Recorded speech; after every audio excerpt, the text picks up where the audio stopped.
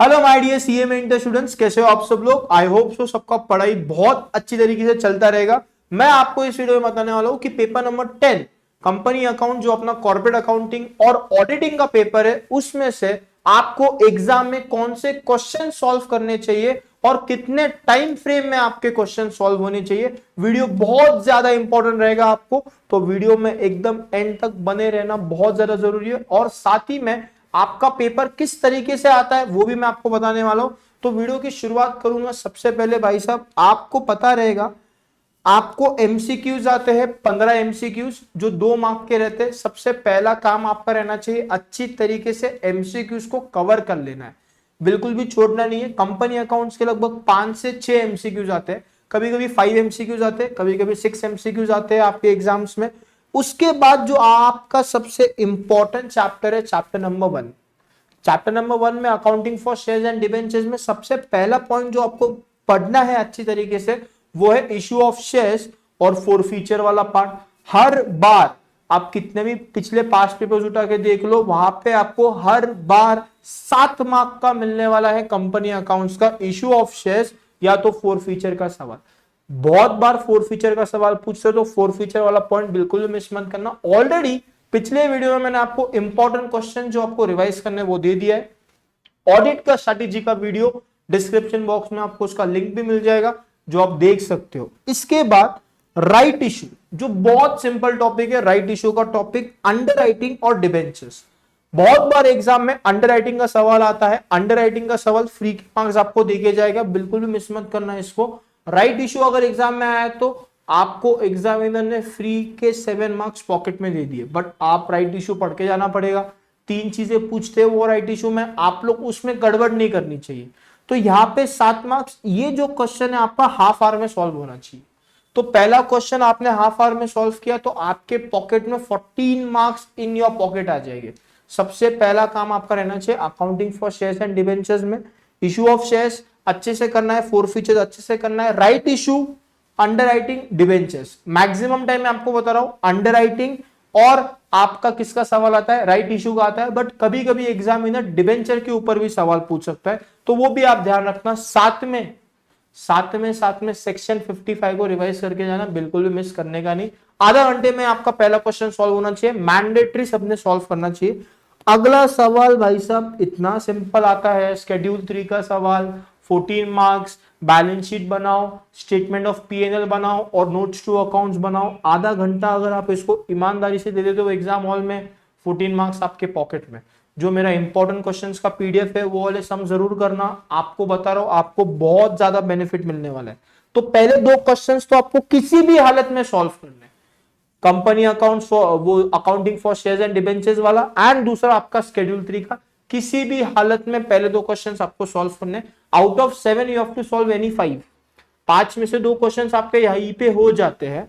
फिर हम लोग बात करेंगे क्वेश्चन नंबर 4A की और 4B की।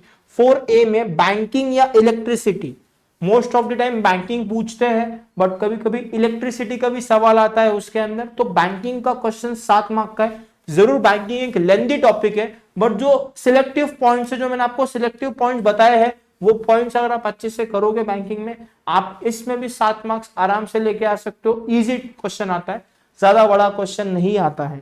इलेक्ट्रिसिटी और इंश्योरेंस में से 7 मार्क्स आता है। अगेन जो इंस्टीट्यूट का ट्रेंड चल रहा है उनके हिसाब से वो बैंकिंग एंड इंश्योरेंस पूछते हैं, इलेक्ट्रिसिटी बहुत कम पूछते हैं। ऐसा नहीं कि इलेक्ट्रिसिटी पूछते ही नहीं है, इलेक्ट्रिसिटी भी आ सकता है। आपको ये 25 मिनट में सॉल्व करना है। तो अगर मैं आपको बात करूं, हाफ आवर आपने पहले क्वेश्चन को दिया, हाफ आवर आपने सेकंड क्वेश्चन को दिया। आप अगर 2 क्वेश्चन सॉल्व कर रहे हो मैंडेटरी पहले, तो आपका 1 घंटा चला गया। 1 घंटे में आपके यहाँ पे 28 मार्क्स पॉकेट में आ गए। 28 मार्क्स आपने सिक्योर कर दिए। अगर आपने बैंकिंग इंश्योरेंस पढ़ा है तो आप बैंकिंग इंश्योरेंस इलेक्ट्रिसिटी का क्वेश्चन जरूर सॉल्व करना। अगर नहीं पढ़ा हुआ है तो मैं आपको सजेस्ट करूंगा एंड मोमेंट पे इसके चक्कर में मत फंसना। पढ़ा हुआ रहेगा, अच्छा प्रैक्टिस हुआ रहेगा तो जरूर कर लेना। क्योंकि बहुत बार क्या सोचते हैं बच्चे, बैंकिंग इलेक्ट्रिसिटी इंश्योरेंस 3 टॉपिक पढ़ना पड़ेगा। जरूर बहुत बहुत छोटा है, ज्यादा बड़ा टॉपिक नहीं है, बट अगर आपने नहीं पढ़ा रहेगा तो फिर से आप इस पर टाइम इन्वेस्ट मत करो, क्योंकि कल आपका पेपर रहने वाला है। फिर यार क्वेश्चन नंबर 5 तो आपको मैंडेटरी सॉल्व करना ही करना है। जहां पे आपको इंडेस 7 मार्क्स के लिए आता है। सर इंडेस भी तो 6 इंडेस है सर, कौन सा इंडेस हमको पहले पढ़े? सबसे पहले आपको इंडेस पढ़ने हैं दो, एक है आपका इंड एस 33, दूसरा है आपका इंड एस 19। दो इंड एस आपको सबसे पहले पढ़ने, इंड एस नंबर 33 जो अपना ईपीएस है और इंड एस 19 जो अपना एम्प्लॉय बेनिफिट वाला है। मैंडेटरी पहले इन दोनों को खत्म करो, बहुत बार इंस्टीट्यूट इसमें से ही सवाल पूछता है, तो ये आपका 7 मार्क्स का बन जाता है। और कैश फ्लो में रिसेंटली जो इंस्टीट्यूट का जरूर ये चैप्टर बड़ा है, बट कैश फ्लो में जो आपको एग्जाम में सवाल आते हैं वो किसके आते हैं भाई साहब? ऑपरेटिंग एक्टिविटीज बताओ या तो सिर्फ इन्वेस्टिंग बताओ। बहुत बार तो ऑपरेटिंग आता है, इन्वेस्टिंग बहुत कम आता है। ऑपरेटिंग एक्टिविटी बताओ तो 7 मार्क्स के लिए, तो ये आपका एक 25 मिनट में सॉल्व होता है। तो मेरा ऐसा मानना है आप लोगों ने कौन से क्वेश्चन ऑप्ट करने चाहिए? क्वेश्चन नंबर 2 आपने सॉल्व करना चाहिए, 3 आपने सॉल्व करना चाहिए और 5 भी आपने सॉल्व करना चाहिए। अगर आपका 4 भी अच्छा स्ट्रॉन्ग है तो बेटा 4 को भी सॉल्व करो, 4 को भी छोड़ना नहीं है।